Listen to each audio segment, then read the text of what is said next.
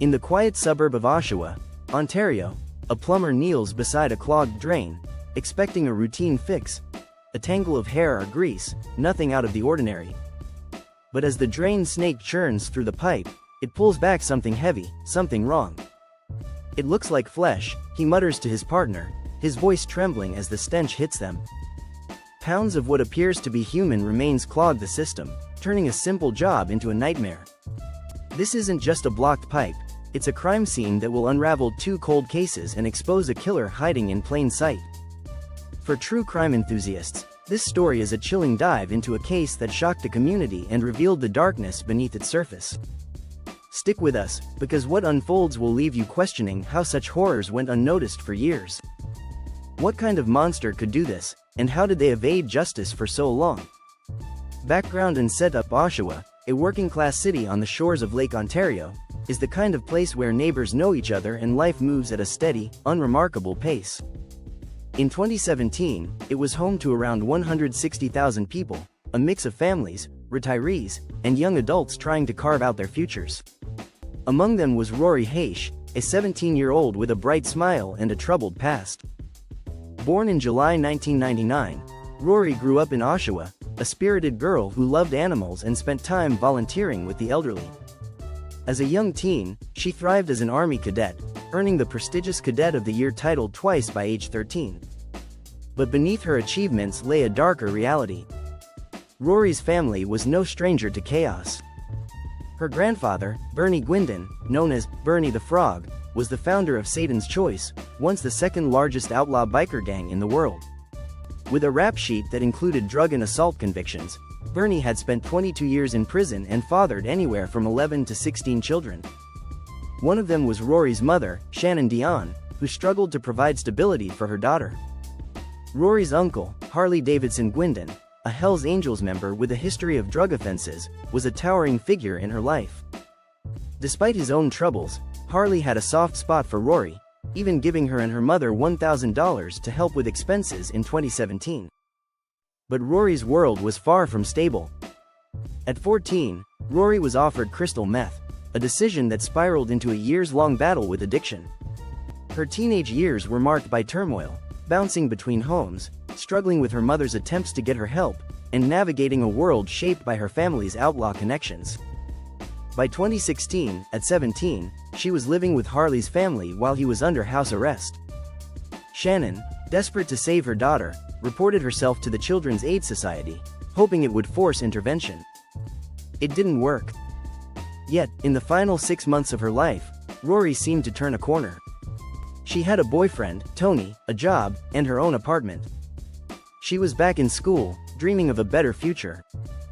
In August 2017, her aunt Michelle took her to buy a pregnancy test. It was positive.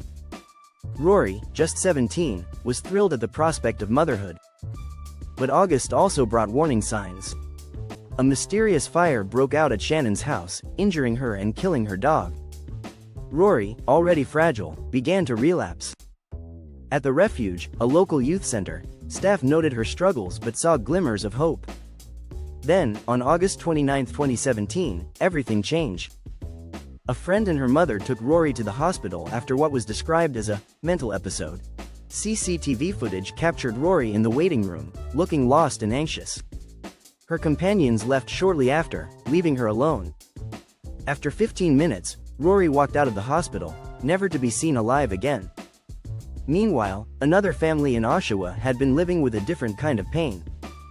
Kandis Fitzpatrick, born in 1989, was a vibrant 19-year-old when she vanished in March 2008. Like Rori, Kandis struggled with drug addiction but came from a loving family that never stopped searching for her. Reported missing in 2010, her case had gone cold, leaving her loved ones in limbo for nearly a decade. Little did anyone know, the answers to both Rori's disappearance and Kandis's fate lay hidden in the same unassuming basement apartment, rented by a man named Adam Strong. The crime on September 11, 2017, the calm of Oshawa Harbor was shattered. A grandfather and his 11-year-old grandson were fishing off the pier, enjoying a warm evening by Lake Ontario. As they cast their lines, they noticed something floating in the water. Trash, they thought. Curious, they tried to hook it, hoping to clean up the lake. After half an hour of effort, they hauled it onto the pier with a net. At first, they mistook it for an animal, perhaps a discarded chicken carcass. But as the grandfather looked closer, his stomach churned. "I think that's a body," he whispered to his grandson, his voice barely steady. It was a human torso, female, severed with precision, showing signs of violent trauma. The police arrived quickly, cordoning off the harbor as news crews descended. "We're live at Oshawa Harbor," a reporter announced, her voice tense. A fisherman and his grandson made a horrifying discovery: a torso in the water. Police have few answers tonight. Who was this woman? Where did she come from? And who wanted her dead? The absence of the pelvis made identification difficult, and the lake's currents meant the remains could have drifted from anywhere. For weeks, the case stalled, the torso lying in a morgue, its secrets locked away. Then, on December 28, 2017, a call came into the Durham Regional Police. A plumber, hired to fix a persistent blockage in a rental apartment, had made a gruesome discovery. The upstairs tenants, frustrated by days of backed-up drains, had called for help after the downstairs resident, Adam Strong, claimed it was just an inflated condom clogging the pipes. But when the plumbers ran their drain snake through the system, they pulled back something far worse: pounds of what looked like human flesh. The smell was unbearable, a sickly mix of decay and chemicals. "It's like meat," one plumber said, his hands shaking as he stared at the pile of tissue clogging the drain. They called the police immediately. When officers knocked on Adam Strong's basement apartment door, the 45-year-old gas station attendant answered, his demeanor oddly nervous. The apartment reeked of rot, and Strong muttered about the vile state of the drains. But as the plumbers described their findings, Strong's composure cracked. "The jig's up," he said, almost casually. "It's a body." The officers arrested him on the spot. In the squad car, Strong kept talking, his words chilling. "If you want the rest of her, she's in my freezer. She's pretty defleshed." Inside the apartment, police opened the freezer and found a nightmare. Severed body parts, including a human head, were neatly stored. On the neck was a tattoo. The word, "alive." It was Rori Hache's head. The autopsy revealed multiple facial injuries and 2 skull fractures, suggesting a brutal attack. Drugs were present in her system, but the exact cause of death, strangulation or blunt force trauma, remained unclear. The horror of the discovery was compounded by what police found next: evidence that pointed to another victim. Investigation into Rori Hache's murder began with the torso found in September 2017, but it wasn't until November 10 that DNA confirmed it belonged to Rori.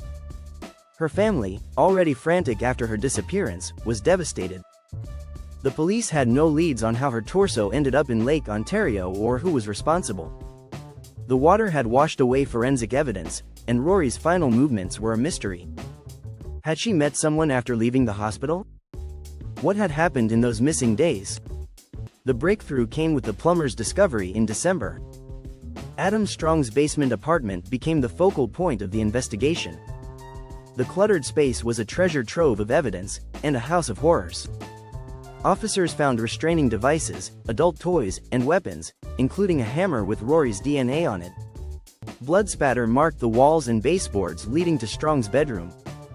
A pair of Rori's running shoes, stained with what appeared to be blood, sat in a plastic bag. Most disturbingly, Strong's search history revealed an obsession with extreme gore and death, a fascination that had clearly crossed into reality. Then came a bombshell.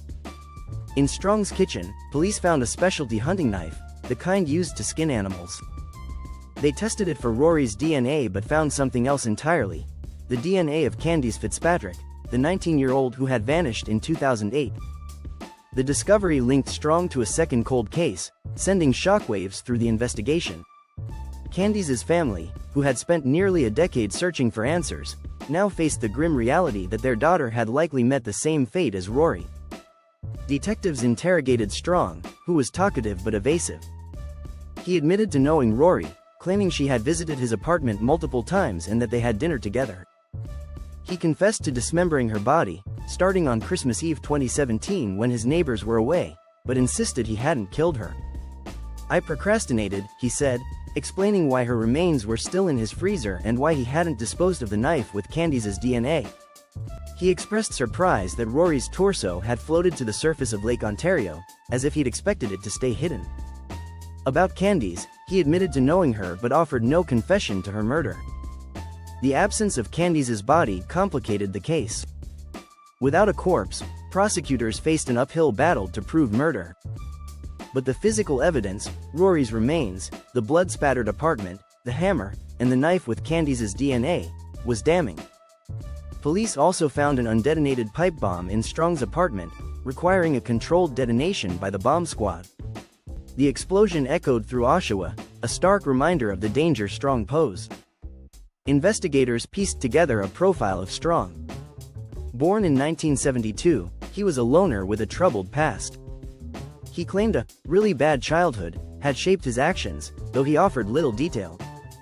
2 women from his past testified about his disturbing behavior, describing his interest in bondage and choking, one consensually, the other not. The non-consensual partner said she feared for her life.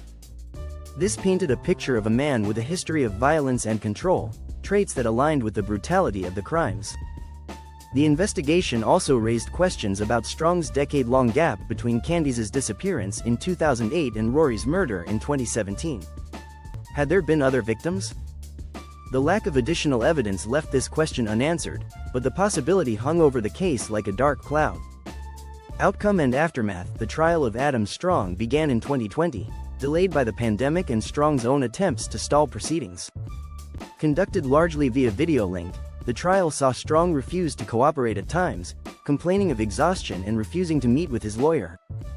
His arrogance did little to help his case. Prosecutors built a compelling case around the physical evidence and Strong's own statements, particularly his admission to dismembering Rori's body. The defense suggested that Rori and Kandis may have overdosed, with Strong panicking and disposing of their bodies to avoid blame. But Rori's head injuries, multiple fractures and signs of blunt force trauma, told a different story. On March 16, 2021, after a grueling trial, Adam Strong was convicted of first-degree murder in Rori Hache's death and manslaughter in Kandis Fitzpatrick's death. The murder conviction carried an automatic life sentence with no parole for 25 years. The manslaughter charge, based on the knife with Kandis's DNA and Strong's admissions, was a rare victory in a case without a body, until July 2021. That month, Strong, perhaps resigned to his fate, told a prison guard where he had buried Kandis's remains. He led police to an intersection in Oshawa, pointing out the spot. Excavation uncovered her remains, finally giving her family closure after 13 years. The impact on Oshawa was profound. "I've lived here 43 years, said a relative of Kandis's. "I never thought we had to worry about problems like this. This guy, he's straight from the pit of hell." Rori's family, with their ties to the Hells Angels and Satan's Choice, vowed that Strong would face consequences in prison. "You can't kill a biker's granddaughter and get away with it," one convict told reporters, hinting at the danger Strong faced behind bars. The media coverage was relentless, with outlets replaying the plumber's horrified accounts and the grandfather's shaken voice describing the torso in the lake. The case exposed the vulnerability of young women like Rori and Kandis, whose struggles with addiction made them easy targets for a predator like Strong. It also raised questions about how he operated undetected for so long, living in a basement apartment just steps from downtown Oshawa. Closing reflection. Murders of Rori Hache and Kandis Fitzpatrick are a haunting reminder that evil can lurk in the most ordinary places. A plumber's routine call turned into a discovery that cracked open 2 cold cases, giving closure to families who had suffered for years. Yet, the story leaves us with unsettling questions. How many others might have crossed Adam Strong's path? What drove him to commit such atrocities, and why did it take a clogged drain to expose him? This case challenges us to look closer at our communities, to see the signs we might miss, and to remember the lives cut short by a killer who hid in plain sight. For Rori and Kandis, justice came too late, but their stories endure, urging us to never stop seeking the truth.